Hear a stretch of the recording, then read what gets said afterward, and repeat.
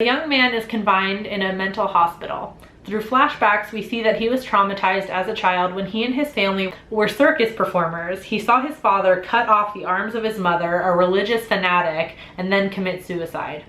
Back in the present, he escapes and rejoins his surviving and armless mother.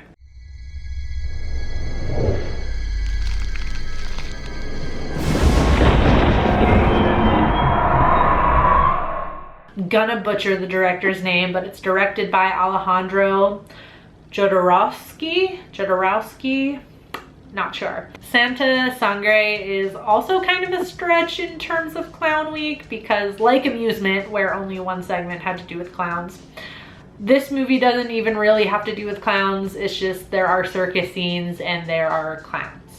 Alma's kind of a clown, though. She puts on kind of like a clown face, so I guess that counts. She's a main character.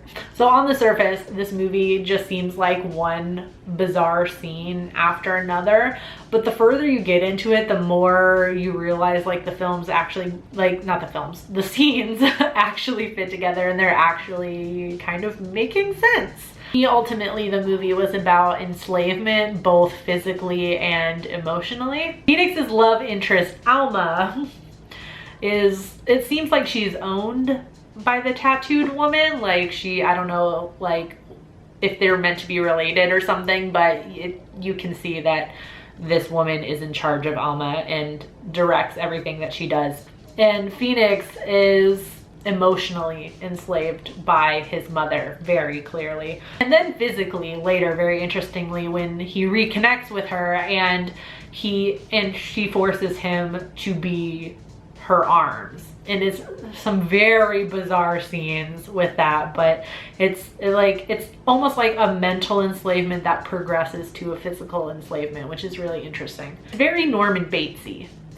That's what it is. That's the best way to describe it. I am going to majorly spoil the ending only because I really want to talk about it, and yeah, I just really want to talk about it. And this movie is 40 years old, so I don't feel that bad about it. I loved the reveal that Phoenix's mother has been dead since she had her arms cut off. I thought that was a fabulous twist. Not completely unsurprising if you've seen a lot of horror movies. Hell, if you've seen Psycho, then you should really expect that ending. I just love how it all ties into, because the one thing I never really understood with the movie was towards the beginning of the movie, like I said in the summary, Phoenix's mother is like a religious fanatic. She's like in charge of this church, or one of the prominent people in this church, that their saint, or the person they consider their martyr, is this schoolgirl who had her arms cut off and then she was raped, or she was raped and then had her arms cut off and died.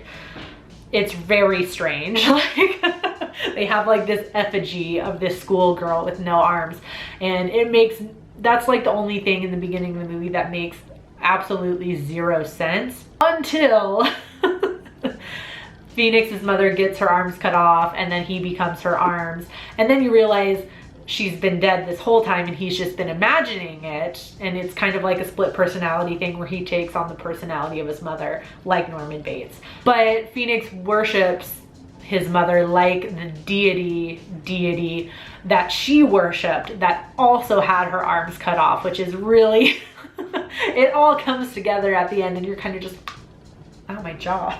But then the ending is so beautiful because Phoenix has been killing all these people seemingly at the request of his mother, who is supposed to actually be the murderous lunatic, but she has no arms, so she forces Phoenix to do it, you know, acting as her own arms. But at the end, Alma forces Phoenix to turn himself in to the police for his crimes, and they step out of the building and they're surrounded by police, and they raise their hands, you know, they're raising their arms up because they have guns pointed at them. And there's this beautiful moment where Phoenix does so, and he's just so happy that, and he says, my hands, like, like that he has full autonomy over his body at that moment. Like finally, like he's been mentally and physically enslaved by the spirit of his mother this whole time, and now he's finally free. Even though he's about to not be free again, because obviously he's going to prison for what he's done, but it just shows the difference in these types of enslavement. So it's like before, yes, like physically he was free, he was able to move about and do whatever, but his mind and his arms were at the control of his mother. And now he's going to prison where he's not going to be able to roam free, but mentally and over his immediate body he has control, and it just shows the importance of that. And I thought that was a really beautiful ending for this very strange and bizarre movie. It's gorgeous in the darkest way, and it's not something that I'm sure I would watch over and over again, because it is kind of sad and tragic, and it's not exactly a joyful movie. I'm gonna give it a 3.5 out of 5. On IMDb it has a 7.6 out of 10.